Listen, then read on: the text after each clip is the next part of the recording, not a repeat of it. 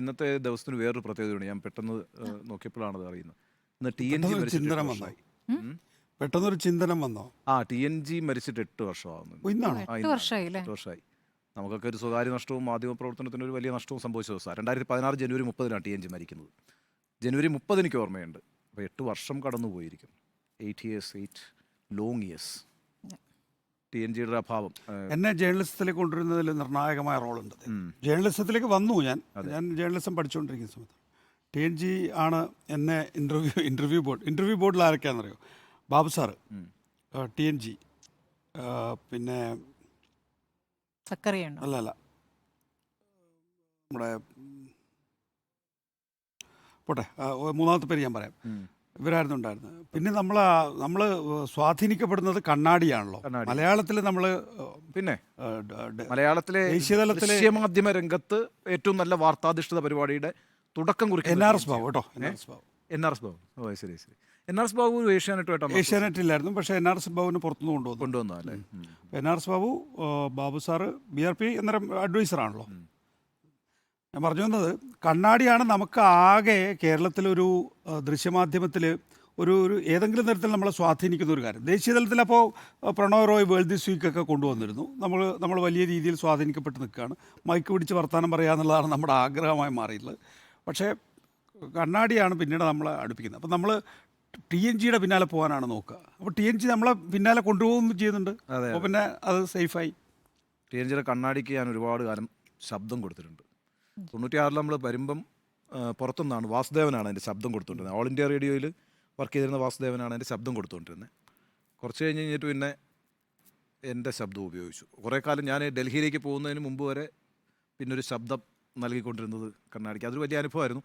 അന്ന് കണ്ണാടിയുടെ reporter K. ജയചന്ദ്രനല്ലേ കണ്ണാടിക്ക് വേണ്ടി റിപ്പോർട്ട് ചെയ്യുന്നത്. K. ജയചന്ദ്രനെ റിപ്പോർട്ടുകൾ ബുധനാഴ്ചയാണ് കണ്ണാടിയുടെ എഡിറ്റ്. അതെ, അന്ന് അവിടെ ഒരു വലിയ വിപ്ലവം നടക്കും. അതെ, അന്ന് രാത്രിയിൽ വലിയ വിപ്ലവം നടക്കും.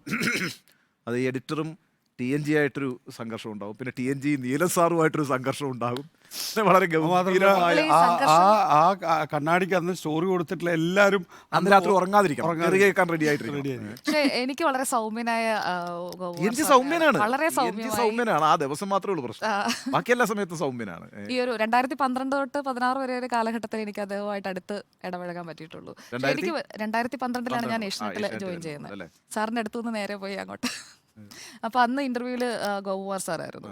അപ്പോൾ എന്നോട് പറഞ്ഞത്, നിങ്ങൾ വാർത്ത വായിക്കുമ്പോൾ ഈ ശബ്ദത്തിൻ്റെ കടുപ്പ് മാത്രമല്ല, അത് ഉൾക്കൊണ്ടങ്ങ് പറയണം, അപ്പം വേറൊരു ലെവലിലേക്ക് പോകാൻ പറ്റും എന്ന് പറഞ്ഞ് ആ രീതിയിൽ, അതായത് ആളുകളെ മുന്നിൽ ഇരിക്കുന്ന ഒരാളെയാണ് ക്യാമറയിൽ കാണുന്നത്. അങ്ങനെയൊക്കെ അതുവരെ കിട്ടിയിട്ടുള്ള ട്രെയിനിങ് എന്ന് പറഞ്ഞു കഴിഞ്ഞാൽ പ്രോംപ്റ്ററിൽ വരുന്നത് എന്താണോ അത് തെറ്റാതെ വായിക്കുക എന്നുള്ളത് മാത്രമാണ്. പക്ഷേ ഫ്രണ്ടിൽ ഒരു മനുഷ്യനോട് പറയുന്ന രീതിയിൽ അങ്ങനെ ഉൾക്കൊണ്ട് വായിക്കണമെന്ന് പഠിപ്പിച്ചത് സാറാണ്. അതെനിക്കെന്നും ഒരു നല്ലൊരു അനുഭവമാണ്. ഞാൻ വരുമ്പോൾ ഏഷ്യാനെറ്റിൽ ഇൻ്റർവ്യൂ ഒന്നുമില്ല. ഞാൻ TNG പോയി കണ്ടിട്ട് വിഷ്വൽ മീഡിയയിൽ താല്പര്യമൊക്കെ ഉണ്ടെന്ന് തോന്നുന്നു. ആണോ? ഒന്ന് ബാബു സാറിനെ കണ്ടേക്കെന്ന് പറഞ്ഞു, BRP ഭാസ്കറിനെ. അപ്പോൾ ഞാൻ ബാബു സാറിനെ കാണാതെ, ഞാൻ കലാമതിയിൽ ജോലി ചെയ്തുകൊണ്ടിരിക്കുന്ന സമയത്താണ്. അപ്പോൾ ബാബു സാറിനോട് ആകെ ഒരു ചോദ്യം ചോദിച്ചത്, ഈ കലാമതിലൊക്കെ തുടരുന്നതല്ലേ നല്ലത്, എന്തിനാണ്? ഞാൻ പറയുന്ന തിരിച്ചുള്ള മറുപടി എന്ന് പറഞ്ഞാൽ, അവിടെ 1500 രൂപ കിട്ടും, ഇവിടെ ആകുമ്പോൾ 2500 രൂപ കിട്ടും എന്നാ പറയുന്നത്. ഒറ്റ മറുപടി. അപ്പം അടുത്ത ആഴ്ച ജോയിൻ ചെയ്തോ എന്നാ പറയുന്നത്. വേറെ ചോദ്യോത്തരമില്ല. അത് അന്ന് ഏഷ്യാനെറ്റ് അത്ര ഒരു സക്സസ് അല്ല. ഞാനൊക്കെ വരുമ്പം എനിക്ക് തോന്നുന്നത് ഈ പിന്നെ ലാൻഡ് ഫോണിന് പൈസ അടയ്ക്കാതെ ഫോൺ കട്ട് ചെയ്യുന്നൊരു കാലഘട്ടമാണ്. ഈ പരസ്യമൊന്നും വരുന്നില്ല. വലിയൊരു ദാരിദ്ര്യമൊക്കെ അനുഭവിച്ചൊരു പ്രതിസന്ധിയുടെ കാലഘട്ടത്തിലാണ് വരുന്നത്. അല്ല, ആദ്യം റവന്യൂ ഒന്നും ഇല്ലല്ലോ, ഒട്ടും റവന്യൂ ഇല്ലല്ലോ. ഇത് കുറേ കഴിഞ്ഞിട്ടാണല്ലോ അതൊക്കെ വരുന്നത്. ശരിക്കും പറഞ്ഞാൽ ഈ സ്ത്രീ എന്നൊക്കെയുള്ള സീരിയലൊക്കെ വരുന്ന തുടങ്ങുന്ന സമയത്താണ്. അതൊക്കെ നമ്മളൊക്കെ വന്നത് എത്രയോ കഴിഞ്ഞിട്ടാണ്. 99 എനിക്ക് ഓർമ്മയുണ്ട്. 99 ഏഷ്യാനെറ്റ് ഏതാണ്ട് സക്സസ് ആയതിനു ശേഷം കേട്ടോ സ്ത്രീ വന്നത്. സ്ത്രീ വന്നിട്ട് പിന്നെ അതിന് വേറൊരു തലത്തിലേക്ക് മാത്രമേ ഉള്ളൂ. ആളുകൾ ഈ യാത്ര ചെയ്തുകൊണ്ടിരിക്കുന്ന സമയത്ത് ട്രാഫിക്കിൽ വണ്ടി നിർത്തിയിട്ട് തൊട്ടടുത്ത വീട്ടിൽ ഓടിക്കേറിയ സ്ത്രീയുടെ, അന്ന് യൂട്യൂബ് ഒന്നും ഇല്ലല്ലോ, പിന്നീട് കാണാനുള്ള പരിപാടിയൊന്നും ഇല്ലല്ലോ, പോയാൽ പോയി. അപ്പോൾ അത് ഇവിടുന്ന് മാത്രമല്ല, കേരളത്തിന് പുറത്തും അങ്ങനെ കണ്ടിട്ടുണ്ടെന്നാണ്. പിന്നെ TNGയിലേക്ക് വന്നാൽ, TNG ഞാനും സന്തോഷ് ജോർജ് കുളങ്ങരയും TNGയും കൂടിയാണ് ചൈന, റഷ്യ തുടങ്ങിയ തീർത്ഥാടന കേന്ദ്രങ്ങൾ സന്ദർശിക്കുകയും TNGയെ നമ്മൾക്ക് വ്യക്തിപരമായി മനസ്സിലാക്കണമെങ്കിൽ TNGയുള്ള 24 മണിക്കൂർ യാത്രയാണ്, 24 മണിക്കൂർ നിൽക്കണം. TNGയെ മനസ്സിലാക്കാൻ കഴിയും. TNG ഞാൻ ഡൽഹിയിലായിരുന്നുകൊണ്ട് കുറേ കാലം TNG മിസ് ചെയ്തു. 96 വന്നു, 98 ഞാൻ ഡൽഹിക്ക് പോയി. പിന്നെ അങ്ങോട്ടേക്ക് ഇടയ്ക്കിടയ്ക്ക് TNGയുടെ ഒരു വിസിറ്റ് ഡൽഹിയിൽ ഇലക്ഷൻ്റെ ഒക്കെ സമയത്ത് വരുന്നു എന്നുള്ളതല്ല.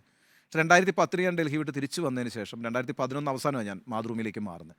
ആ ഒരു 1.5 വർഷക്കാലം എന്ന് പറഞ്ഞാൽ ഒരു എല്ലാ ദിവസവും കാണുന്ന ആളുകളാണ്. എല്ലാ ദിവസവും സായാഹ്നങ്ങളിൽ ഒരുമിച്ച് ചിലവഴിക്കുക എന്നുള്ളതാണ് ഇത്. TNG നമ്മളിപ്പോൾ TNG ഒരിക്കൽ പരിചയപ്പെട്ട് നമ്മളൊരു TNGയുടെ ഒരാളായി കഴിഞ്ഞ് കഴിഞ്ഞാൽ പിന്നെ നമ്മളെല്ലാ വ്യക്തിപരമായിട്ടുള്ള കാര്യങ്ങളും TNGയോട് പറയും. പിന്നെ നമ്മൾ ഡെഡിക്കേറ്റഡ് ആണ് മൂപ്പരോട്. ആ നിലയിൽ നമ്മൾ വ്യക്തിപരമായിട്ടുള്ള എല്ലാ വിശേഷങ്ങളും ആദ്യം TNGയോട് പറഞ്ഞതിന് ശേഷം മാത്രമേ നമ്മൾ പുറത്തത് ചെയ്യൂ. ഞാൻ ഇന്ത്യ വിഷനിലേക്ക്, ഏഷ്യാനെറ്റിൽ നിന്ന് ഇന്ത്യ വിഷനിലേക്ക് പോകാൻ തീരുമാനിച്ചതൊക്കെ ഞാൻ ആദ്യം പറഞ്ഞിട്ടുള്ളത് TN പോകാനുള്ള മൂപ്പരുടെ ഉപദേശപ്രകാരമാണ് നമ്മൾ മുന്നോട്ട് നീങ്ങുകയും ചെയ്തിട്ടുള്ളത്. അത് കഴിഞ്ഞതിന് ശേഷവും ഞാൻ ഇന്ത്യ വിഷനിൽ വന്നതിന് ശേഷവും ഇപ്പോൾ ഉണ്ണി പറഞ്ഞുകൊണ്ട് ഞാൻ ചേർക്കാണ്. അതിനുശേഷം ഇന്ത്യ വിഷനിൽ നമ്മൾ വേറൊരു പ്രസ്ഥാനത്തിൽ വേറൊരു രീതിയിലുള്ള റോള്, ഒരു കോമ്പറ്റേറ്റീവ് ആയിട്ടുള്ള റോൾ നിർവഹിച്ചുകൊണ്ടിരിക്കുമ്പോഴും TNG അവിടെ ഒരു വലിയ വടവൃക്ഷമായിട്ട് നമ്മുടെ മുന്നിലുണ്ട് അല്ലേ? അങ്ങനെ ഒരു പ്രശ്നമില്ല TNGക്ക് ഇല്ല. ഇപ്പം ഞാൻ മാതൃഭൂമിയിൽ പോയതിന് ശേഷവും നല്ല സൗഹൃദം തന്നെയാണ്. TNGയുടെ വീട്ടിൽ പോവുക, അങ്ങനെയൊക്കെയുള്ള സൗഹൃദമാണ്. പക്ഷേ നേരത്തെ നമ്മൾ കഴിഞ്ഞ ദിവസം പത്മരാജനെയും ഗോപിയൊക്കെ അനുസ്മരിച്ച പോലെ ശരിക്കും പറഞ്ഞു കഴിഞ്ഞാൽ ഒരു അകാല മരണമാണ് അല്ലേ? അകാല മരണമാണ്. തിരിച്ചു വരുവാണെന്നുള്ളൊരു തോന്നലുണ്ടാക്കിയതിന് ശേഷമായിരുന്നു. അതൊരു കംപ്ലീറ്റ് ഡിഫറെന്റ് TNG ആയിരുന്നു. അതായത് പിന്നെ പഴയ ജീവിതമൊക്കെ പഴയ എല്ലാ ജീവിതവും മാറിയിട്ട് വേറൊരാളായിട്ട് TNG രംഗപ്രവേശനം. TNG വല്ലാതെ ക്ഷീണിക്കുകയൊക്കെ ചേരുന്നു ആ സമയത്ത്. പക്ഷേ വേറൊരാളായിട്ട് വരുമായിരുന്നു. അവസാനം അദ്ദേഹത്തെ നേരിട്ട് കാണുന്ന ഒരു ലിഫ്റ്റ്, അതിനുശേഷം പിന്നെ ആശുപത്രിയിലേക്ക് പോകുമായിരുന്നു. പക്ഷേ TNG ആ ഒരു എറ എന്ന് പറയുന്നത് ഡിഫറെന്റ് ആണ്. അത് പക്ഷേ TNG വളരെ ഗംഭീരമായി എഴുത്തിലേക്ക് വന്നു. ഈ രണ്ടാം വരവിൽ കൂടുതൽ പുള്ളി കോൺസെൻട്രേറ്റ് ചെയ്യുന്ന എഴുത്താണ്. അത് ഗൗരവത്തോടെ ചെയ്യുന്ന ഒരു സമയമായിരുന്നു TNG. ചെറുപ്പത്തിൽ തന്നെ അദ്ദേഹത്തിന്റെ ഏറ്റവും നല്ല കൃതിയൊക്കെ എനിക്ക് തോന്നുന്നത് പിന്നെ ആദ്യം തന്നെ മൂപ്പര് എഴുതി വെച്ചു.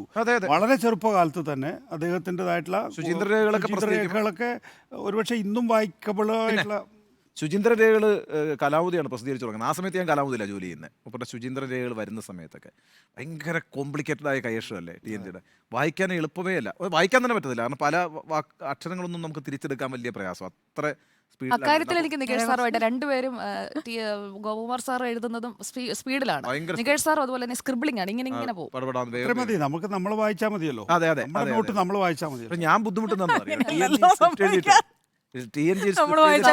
പക്ഷേ ടിക്കറിലേക്ക് എഴുതി തരുമ്പോൾ പിള്ളേർ ബുദ്ധിമുട്ടാറാണ്. ഞാൻ ഇപ്പോഴാണ് എഴുതി കൊടുക്കുന്നത്. ഞാൻ മുമ്പൊക്കെ ടൈപ്പ് ചെയ്തിട്ടാണ്, ഞാൻ എൻ്റെ സിസ്റ്റത്തിൽ ടൈപ്പ് ചെയ്യാന്നുള്ളത്. പിന്നെ അത് ഉപയോഗിക്കാത്തതുകൊണ്ട് ഞാനത് എഴുതുന്നത് മാത്രമേ ഉള്ളൂ.